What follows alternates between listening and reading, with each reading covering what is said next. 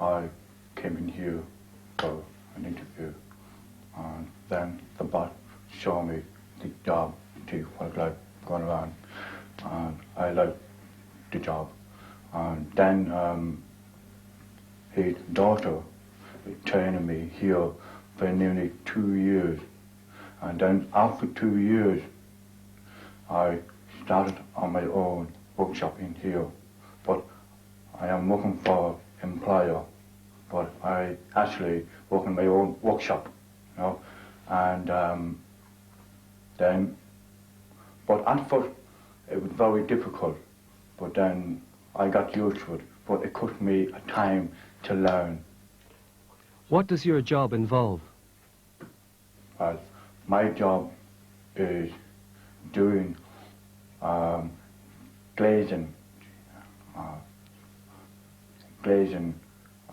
lens and put into a frame, and then I do repairs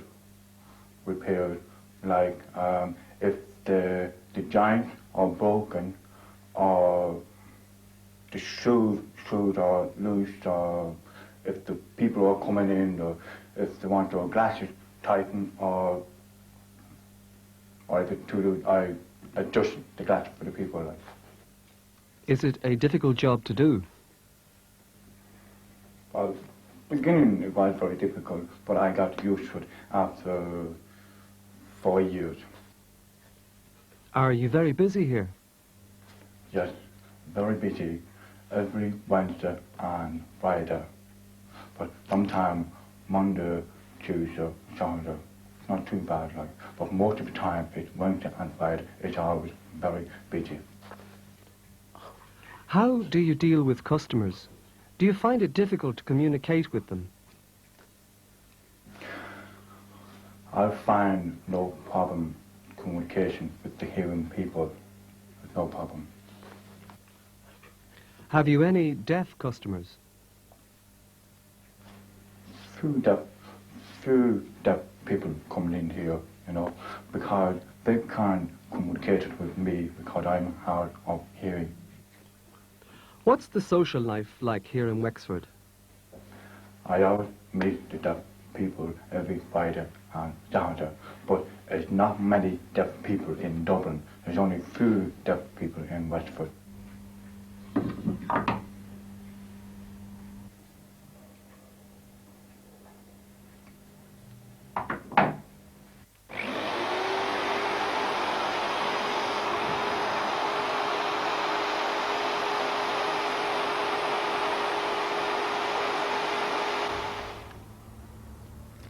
For many years now, sound perception training has played a part in the education of deaf children. But what is sound perception? And of what benefit is it to a deaf child? Recently, I visited St. Joseph's School in Cabra to see a sound perception class in action.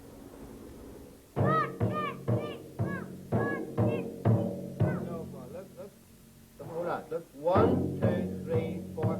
1, 2, 3, 4. 1, 2, 3, 4. 1, 2, 3, 4. Different hands, okay? Try that.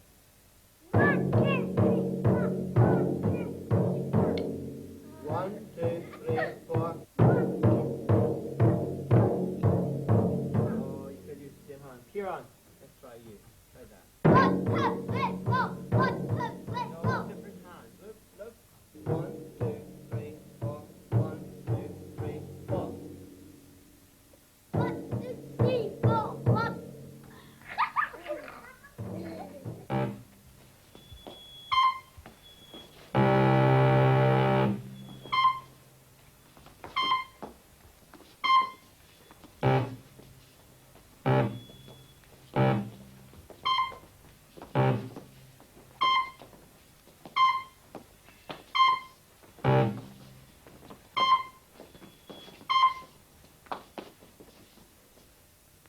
Tell me what sound perception is all about. The aims of sound perception, there are many and they're varied, but the main aim is to improve the child's sound awareness skills and his sound interpretive skills. In other words, in the area, if he hears a sound, he has to be able to, first of all, perceive that it's there. Secondly, he has to be able to identify it. He has to be able to say from what direction it's coming. He has to be able to say what the source of that sound is.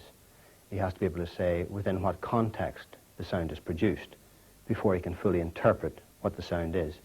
So if you take a hearing child, for example, who perhaps hears a foghorn while he's driving through the city streets, he can immediately say, oh, there's a ship coming in, and we must be close to the dock area. But if you take a hearing impaired child, if he hears the sound at all, it more than likely is a whisper or just a noise blending in the background, depending on his level of hearing impairment. So he has to, first of all, be told what the sound is. And if, for example, he's told that the sound is a foghorn, the chances are he'll probably say, what is a foghorn? I mean, let alone knowing where it comes from or that a ship makes it or anything else, he has to be told what it is. So in that sense, we have to develop not just a sound awareness, but his awareness of everything that goes on around him as well, and in what context the sound is made. What kind of effort does it take from the children themselves? Well, the child must, he obviously has to concentrate quite a lot on any sound that's produced. And according to the timbre of the sound, the quality of the sound, he has to be able to identify it, but he can only identify it if he has heard it before somewhere. I mean, you can't just produce a sound out of the blue and say, well, he'll know what that is. Some hearing people won't even know what certain sounds are. It takes a lot of training to be able to get the child to become aware of what the sound is, and that is what this sound perception program is all about, is to train him to be able to identify the different pitches of sound, high and low, long and short, the qualities of the sound.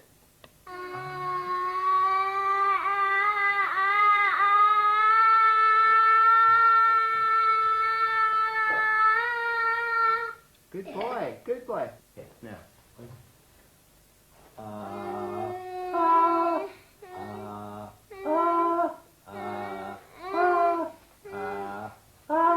No, you try it, you try it. Put your hand up there. That's good boy. Okay, Ronan, thank you, thank you. Now, James, you ready? Good boy. Big breath, big breath. The murals all around the walls are very colourful. Do they have a practical use? Yeah, well, the murals on the wall, I always found that the children had difficulty, sometimes when they heard a sound, they had difficulty in expressing what the sound was. So I decided that the only way to make my job easier in understanding what they were telling me, what the sound was or where it was coming from, was to do all the murals on the wall, and the art teacher in the school helped me to produce these murals.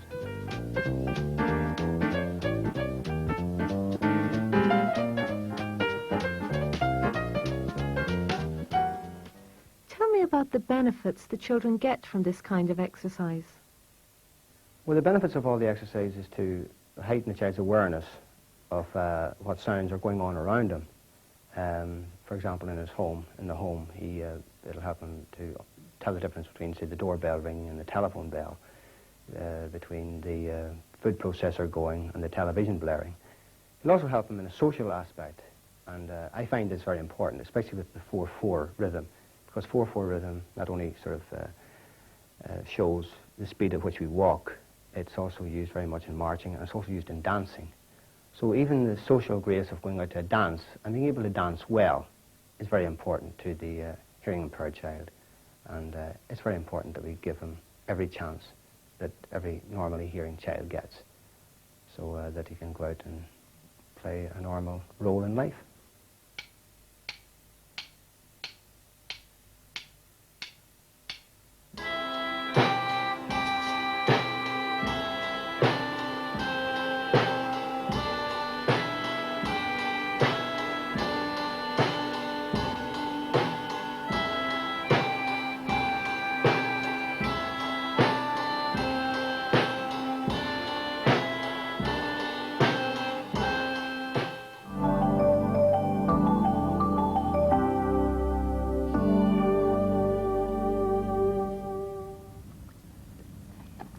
Tala Deaf Club are organising a fundraising event with a Tala get-together party at the Bellegarde Inn on September the 6th from 8 p.m. to 1 a.m. The tickets are £6, which include a disco, chicken and chips and a raffle. Contact John Doyle, 9 Pineview Road, Aylesbury, Tala, Dublin 24.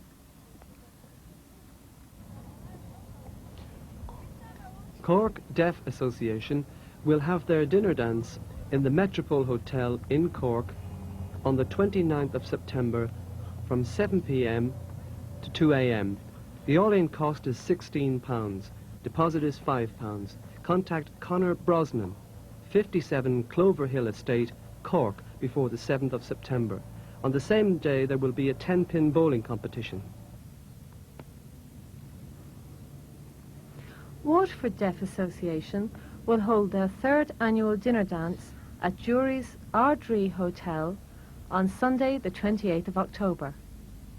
Tickets are £14. Book with a £5 deposit with Linda McLaughlin before October the 5th. On the same day, there will be a mixed five-a-side football competition. The Irish Deaf Youth Association will hold a fancy dress party on the 27th of October in the Metropole Hotel, Waterford. Tickets are £6 for a buffet and disco. Deposit is £3. Book with Peter Regan, 13 Percy Terrace, Lower Newtown, Waterford, before the 7th of October. And remember to wear fancy dress.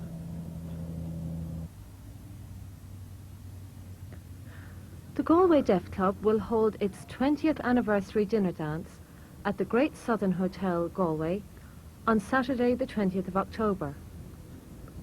The tickets are £23 and are limited to 250 persons. Neat dress is essential.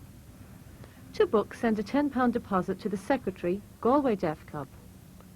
And on the same day, there will be a five-a-side indoor football competition.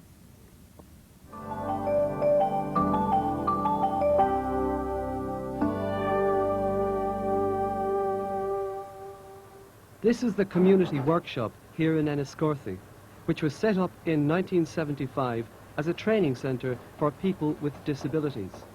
The workshop trains people in a variety of skills. Some of their work is displayed in a shop here on the premises.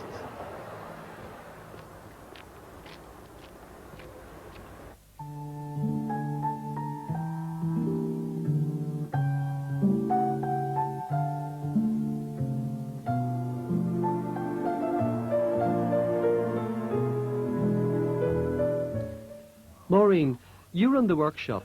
Tell me a little bit about its aims and the training you do here. Well, our aim is to provide people with training for open employment. And for those that are not capable of reaching that goal, we provide sheltered employment. We have approximately 130 trainees here. We have different levels and different abilities. And for those in training, we have an individual plan for each trainee.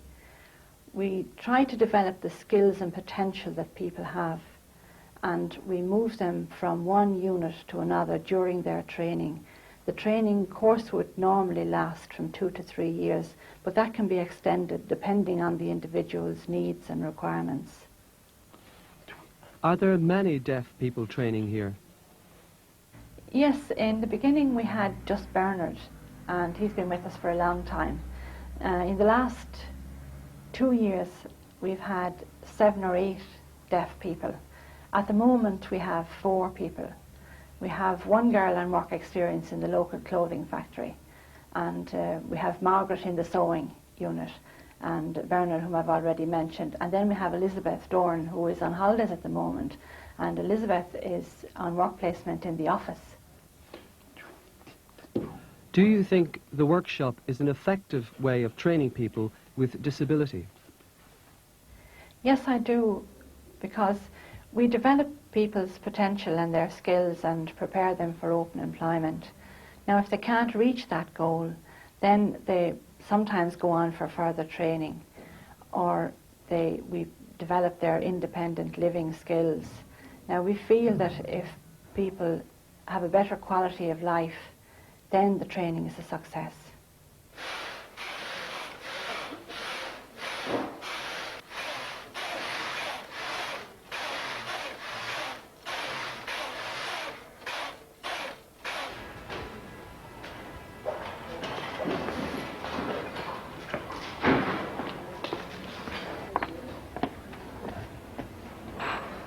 Hello, Margaret. What kind of work do you do here?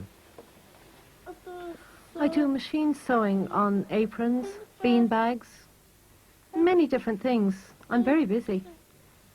Did you train as a machinist, and how long have you been working here? I've been 2 years working as a machinist. Did you have any work experience? Yes, I did work experience in Murphy Flood's hotel.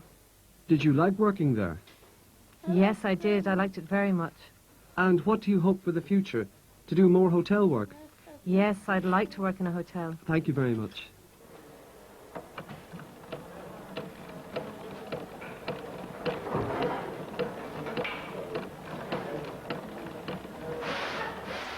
Hello, Bernard. What are you doing? Well, this rope has to be wound 32 times in all. There's 100 feet of rope here. And do you like this job? Yes, it's fine. What's this candle for? It acts as a seal. How long have you worked here? 14 years. 14 years, and do you like the work? Yes. Thanks, Bernard.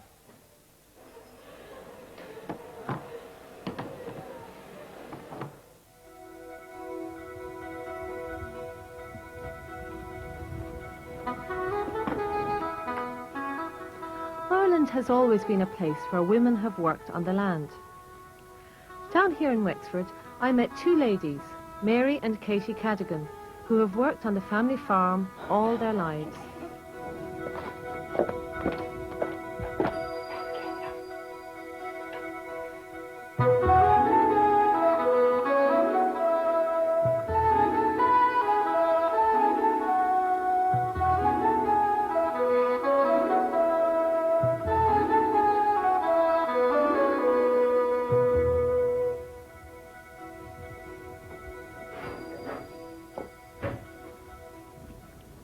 Hello. Katie, can you tell me how many are in your family? 16. 4 died in infancy, so that left 12 of us. But then there were other deaths over the years, so now there are 5 of us still alive. How long did you go to school for?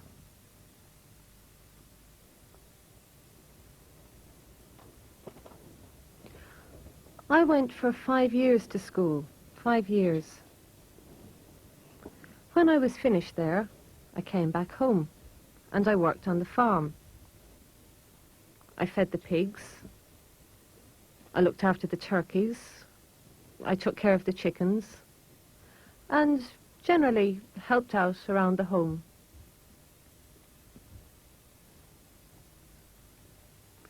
How did you travel to your school in Dublin from here? It's a long way. Well, we started with a pony and trap from here. Our parents brought us in a trap from here all the way to Campile. That's where we could catch a train. So our parents put us onto the train, which went on to Waterford. And then we had to change trains in Waterford to get to Dublin. That's it. When you finished school, did you come home here? What did you do? Well, when I finished school, I went to live with my married sister, Bridget. And I took care of her children.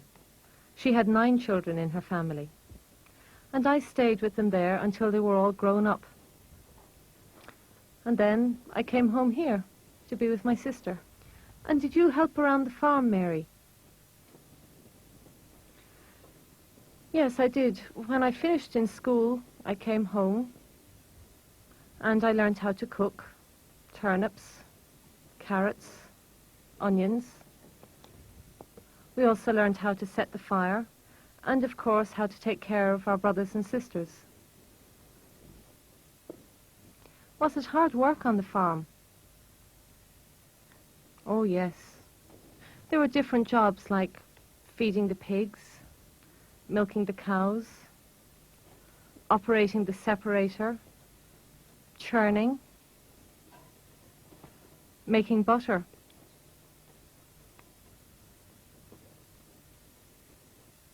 Do you have any memories of the war? Oh, yes, the war with Germany. What I remember is we had less food because of the rationing. And I remember the ration books with the little stamps.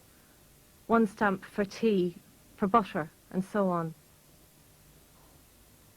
And then, of course, when the war was ended, rationing was abolished, and we all had plenty to eat once the war was ended.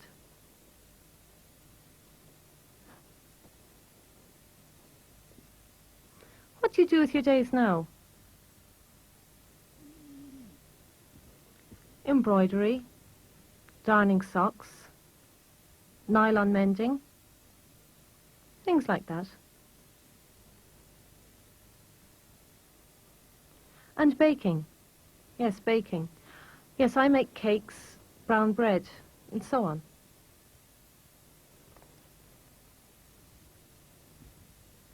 Do you like living here down in the country? Oh, yes. Yes, we're very happy here in our home. It's very good. I can go and meet friends in Duncannon. And I can go over to Fethard for a visit and meet people there too. It's very good. Thank you both.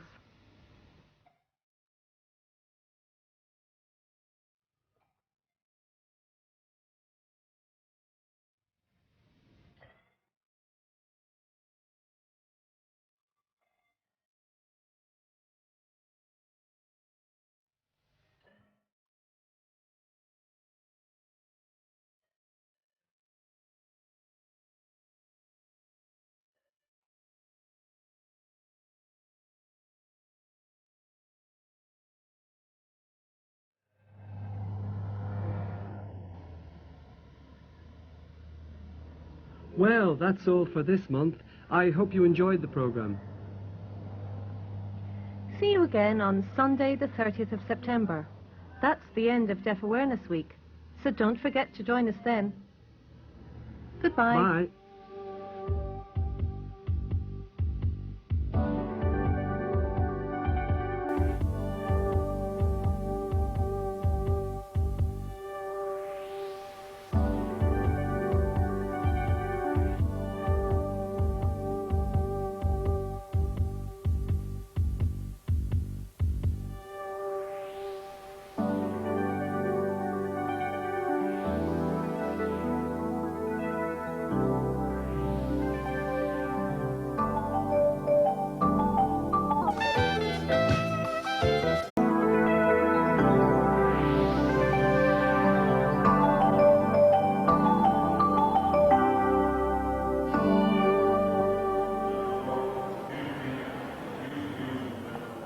Hello.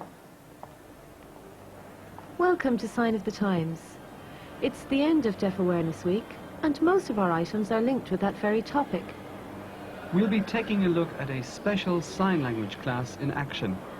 And we'll also be looking at what computer technology is being used in the teaching of speech to deaf children.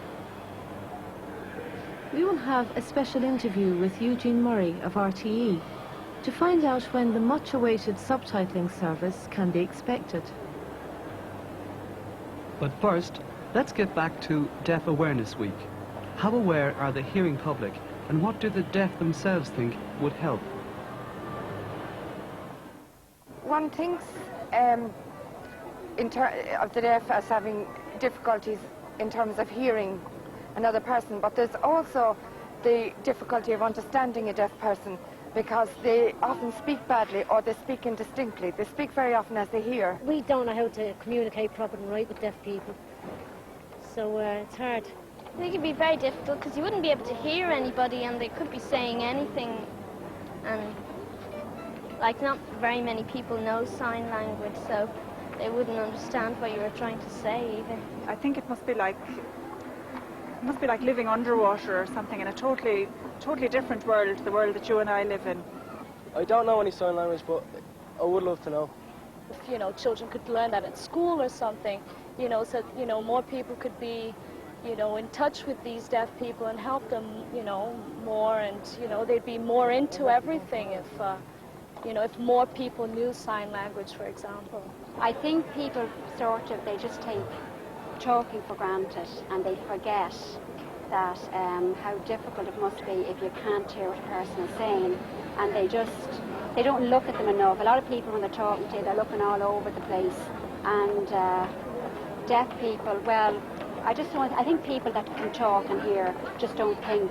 And to be deaf, just to never have heard music, or to have heard music and then not to hear it anymore, would be just horrible. I love you.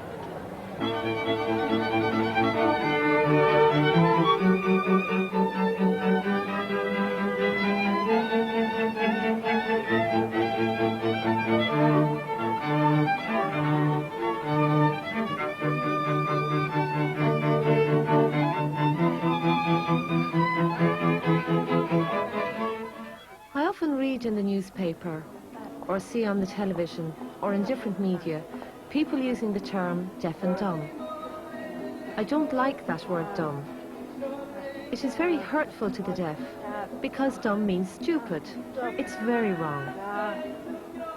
It's very wrong. Deaf people are very intelligent and clever and able to work and so on. So please don't use the word dumb.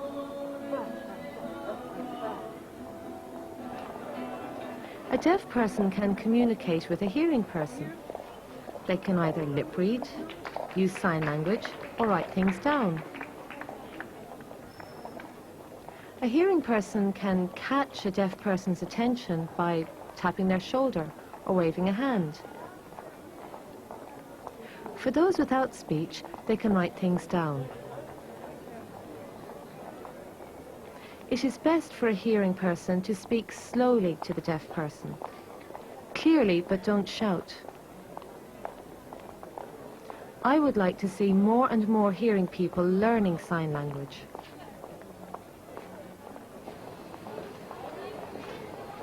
Each deaf person is different. So please understand them. And have patience when communicating with them, okay?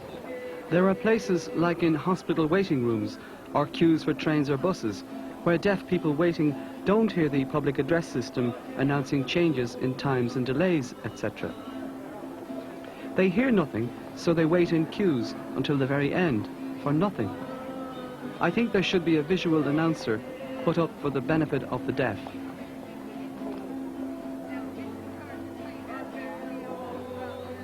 Well, there you are.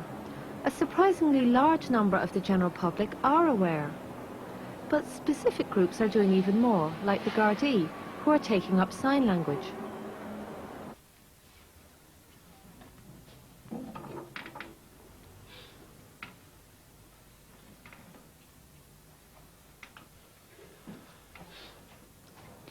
What benefit do you think sign language classes will be to the young student Garda? Well, first of all, they're going to get a basic knowledge of the skills. We don't expect that they will be fluent in the skill, but certainly when they come across situations that may only require establishing names and addresses from a person who is not able to communicate verbally, well, if they have achieved that standard, we'll have come a long way. On the other hand, it's given us a sense of awareness. From this class alone, we have become aware that there is a need to develop this sign language within the Garda Síochána. And that sense of awareness itself will make, I'm sure, the Gardaí more understanding when they have encounters with deaf people or people who have that difficulty in communicating. Do you think sign language classes will be included in the Garda training course? Yes, Josephine, I think certainly it's going to get serious consideration. Now that we've experimented on the sign language class and we've seen the enthusiasm that has been generated by the student Gardaí involved, We're monitoring this class very closely, and we're keen to see what standard that these students will achieve in this short period. It's a 20-week course, basically 1 hour per week. So I am liaison with their instructor to see what standards that these achieve, and certainly will be given a serious consideration based on the findings of this experimental class. Thank you.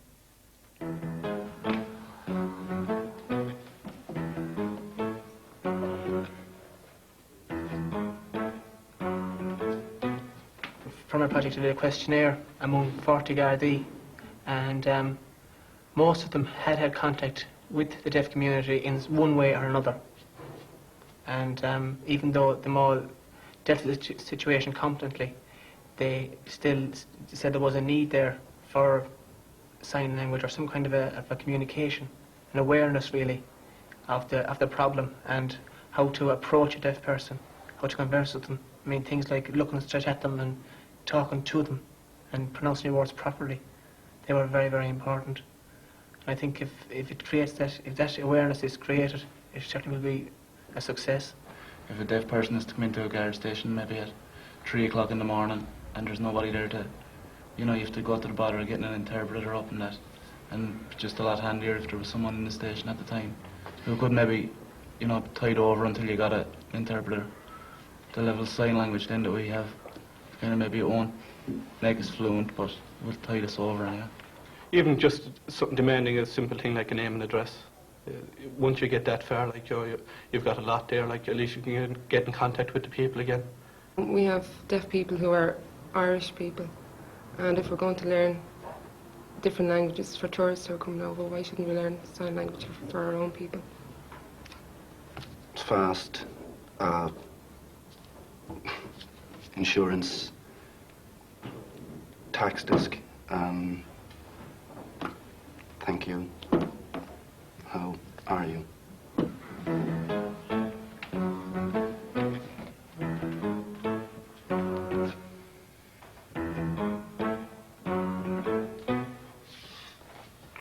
Hello, Tony. Hello, Josephine.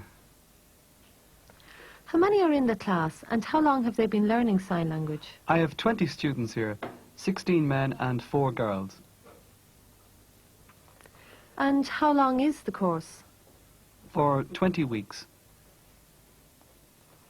Do you teach them specific signs for their jobs? Yes, in relation to Garda duties, like car insurance, car tax, days of the week, colours, and so on.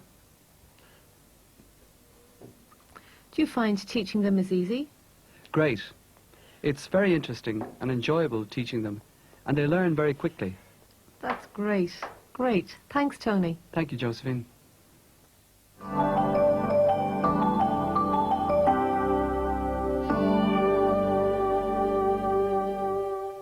A fancy dress party for children of deaf parents will be held at the Deaf Centre, Drumcondra, on Saturday the 20th of October from 4 to 7 p.m. A ladies' social will be held the same evening. For details, contact Patricia Lynch, Ladies' Club organiser at the Deaf Centre in Drumcondra. The Meath Deaf Association have a further addition to their club premises on the Kells Road, donated by Tara Mines. The club is open every Wednesday night and in the future hopes to be open on Sundays. They have pool tables and darts. The Irish Deaf Youth Association have organised a weekend youth leadership course to be held on the 5th to the 7th of October at St. Joseph's in Cabra. For details, contact the Secretary of the IDYA. Further details on Hints. The Irish Deaf Society is doing a survey to find out the number of deaf people in Ireland. They are giving out forms to be filled in. Contact them at Carmichael House, North Brunswick Street, Dublin. It would help if you'd fill in a form. The annual retreat for the deaf in Dublin will be held sometime in October. See Hints for dates, places and times.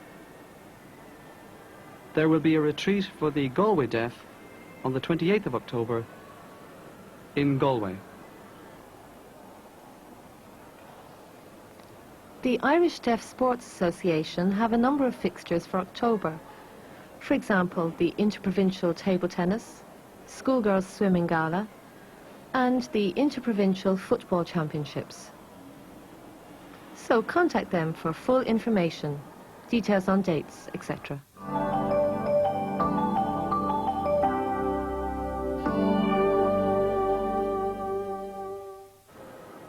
Developments in computer technology have been quite remarkable over the past few years.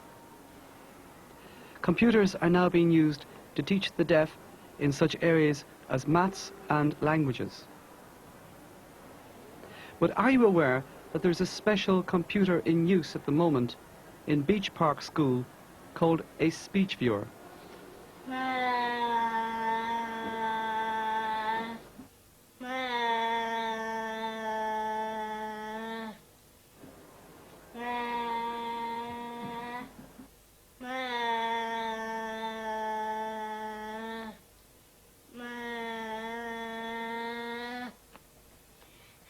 Good boy, very good. Right, finish now. Finish now. Finish now. Tim, now. No, you can do that one after. Right, Tim, you coming?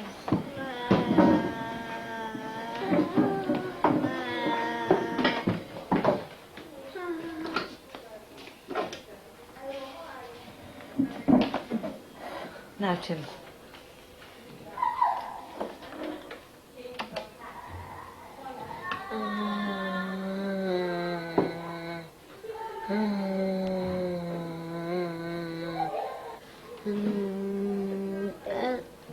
You can, come on.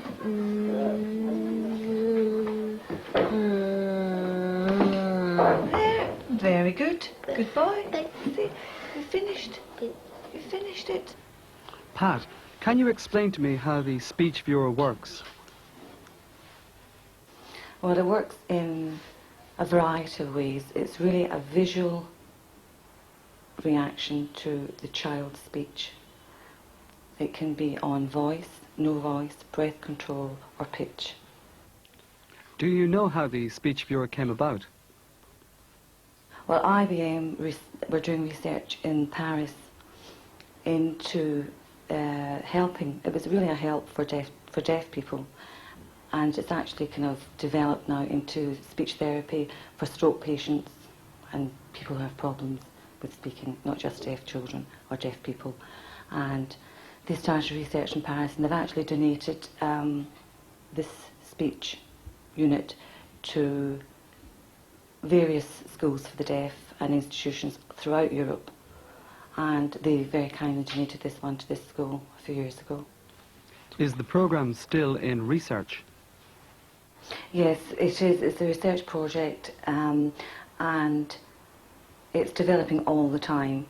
The program, the speech viewer, the program that we have at the moment is very attractive, but I believe that even the latest one is even more attractive. The graphics are more colourful, there's more movement, there's more action reaction for the children on the screen. And as far as I know, this is the first time that a speech has been linked with computers, and it's still in the research process, and hopefully it will continue and we will all reap benefits of it. What do you see as the advantages of using a computer in the classroom for speech? Well, it's very modern. It's a computer for a start. The children are using the keyboard. The colours are very attractive. It's a very attractive way to approach speech with children, because it's lovely visual feedback, and I think it's very stimulating and it's very enjoyable. I think the children get a lot of fun out of it. And sometimes speech can be a bit dry, and I think if you can make it any aspect of it more enjoyable for the children, it has to improve their speech and improve their attitude to speech. What have the children's reactions been like? I think that the children, they enjoy it. I think they like working with the keyboard, and they also like the idea of their voice and changing their voice has they can see a visual reaction on the screen. I think young children like that. It's as if my voice is controlling this, or my breath is controlling this, and I think it's very stimulating for them. Now, Matthew. Ba. Ba, ba, ba, ba. Ba. Ba, ba, ba.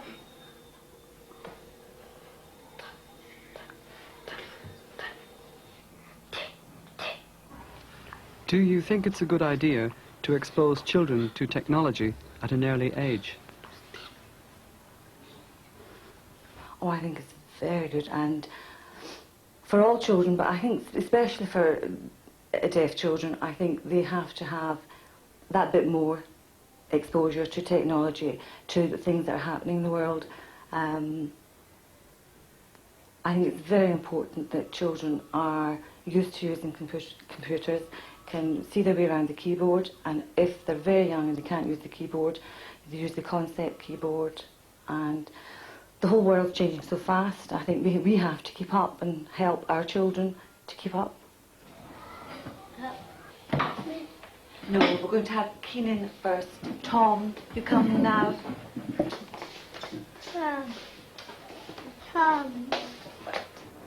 October '88 saw the first showing of Sign of the Times. It was a very exciting time here in Ireland because for the first time there was a programme presented by deaf presenters and aimed at the deaf community. So the obvious next step is to be like most of Europe and to have a subtitled service. I spoke to Eugene Murray of RTE about the provision of such a service here. Well, RTE are very aware of the importance of the subtitling service to the deaf community, because we wouldn't have taken the decision to invest so much money in the system if we didn't think it was important. And it's important not just because the deaf community is a large community. There are good commercial reasons as well, because if you have a large deaf community, they don't just impact on their viewing habits, but the viewing habit of a whole family will be impacted on the type of service you provide to the deaf community. And like in America at the moment, they are so aware of it for commercial reasons that even the ads in the commercial breaks are subtitled. And so it's not all altruistic. I mean, we do think it's an important public service function, but we also think that they are a very significant force in the community and that they deserve the service. What's involved in setting up a subtitling service from the beginning? Well, in setting up the system from scratch, you're talking about identifying the transmission system, which can be quite complex because it's not your normal television picture, it's a data broadcasting operation. That's got to be researched and identified. Then you've got to identify the best type of hardware, that's the type of machinery that processes the information, to handle the transmission of the data in a way that it can accommodate not just home-produced programming, but programming coming from Australia, America, Britain, all of which have different formats and different software situations. Then, having done that, you order your material, your equipment, you install it, you train the people, and you get it on air. Now, it sounds simple, but because you're dealing in computer technology, broadcasting technology, which, as we all know, is changing very rapidly, it's important that we make the right decision and that we don't rush in and buy something off the shelf that will be out of date and incompatible with other systems in a short space of time. We're confident that even though the deaf community are probably at this stage very frustrated about the delays in getting this type of service, that what they get at the end of the day will be a good service and not one that will be out of date by the time it gets on air. Will the service go hand in hand with Airtel? It will not go hand in hand with Airtel. It will be somewhat similar in its management and even in its location. But because we didn't want to tie the future of the subtitling unit to the future of Airtel, And we did that for a very good reason. There are two different technologies. They happen to be compatible and similar at the moment, but the developments taking place in both branches of data broadcasting are unique and different. So in the future, it is important that the subtitling system can be upgraded without being tied to the type of technology that Airtel has. And so we have drawn a circle around. It has been more expensive to go this route in the short term, because there are some parts of the Airtel hardware that would have been quite useful for us in the subtitling exercise. But we believe in the longer run, it is in the best interest of both the teletext system and subtitling that we keep them as unique, separate services.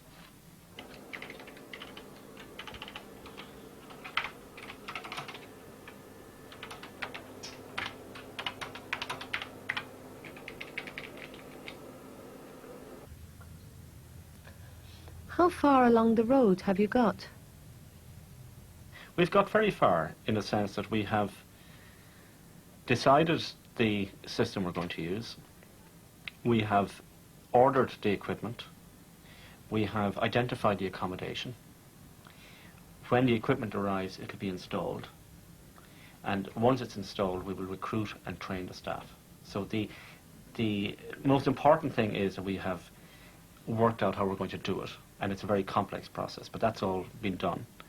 We have ordered the equipment, and when it arrives, we will install it in the accommodation where it's going to be serviced from. And we will go into action in 1991. Now, when in 1991 is still not quite sure. The project has been somewhat impacted upon by the broadcasting bill at two levels. One, it is being impacted on in that our capital budgets have been cut. And secondly, the manning area of it will be impacted.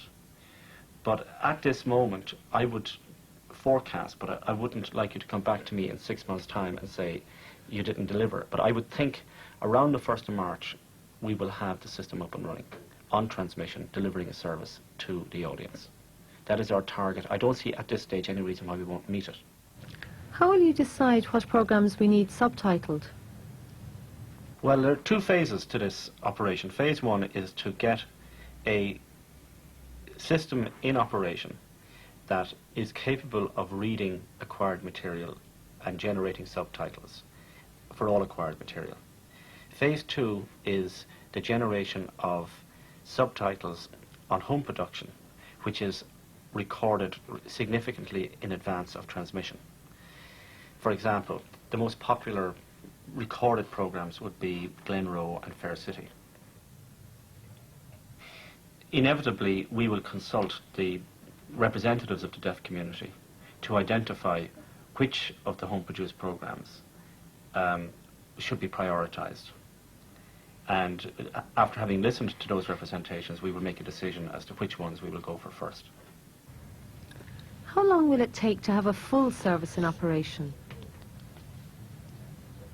I would think, realistically, given that television tends to wind down its schedule in the summertime, that you will have a full service on air in the autumn of '91. Thank you very much for this interview at Sign of the Times.